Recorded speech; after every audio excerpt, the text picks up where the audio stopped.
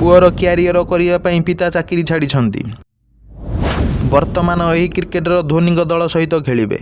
दुनियार सबुठारु धनी cricket league IPL परवर्ती सीजन पूर्व शुक्रवार दिन कोची एक मिनी लीग अनुष्ठित होता। यही समय मध्य अनेक खेलों भाग्य उज्जवल होता एवं से बहु अर्थ वर्षा होता। जदिओ केते हाथ खाली रही यही समय एपरी जड़े युव बैट्समैन को 4 थर चैंपियन दल चेन्नई सुपर किंग किणिथिला, जहां पिता क्यारियर अनेक विपदरे थे। आंध्र प्रदेशर शेख रशीद वर्तमान सीएसके प्रतिनिधित्व करेंगे। चेन्नई सुपर किंग्स फ्रांचाइजी द्वारा 18 वर्षीय शेख रशीद को 20 लाख टंकार किणा जाइछि।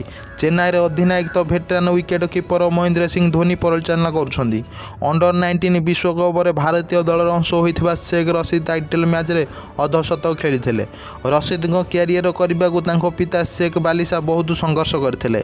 केवल एतिक नुहे से बैंक चाकरी मध्य छाड़िथिले। अंडर 19 विश्वकप समय रशीद पिता शेख बालिशा एक साक्षात्कार कहते से पुओ बैंक चाकरी छाड़ी। तापर बालिशा कही मोर संपूर्ण विश्वास अच्छी जे दिने रशीद टीम इंडिया खेलिबे।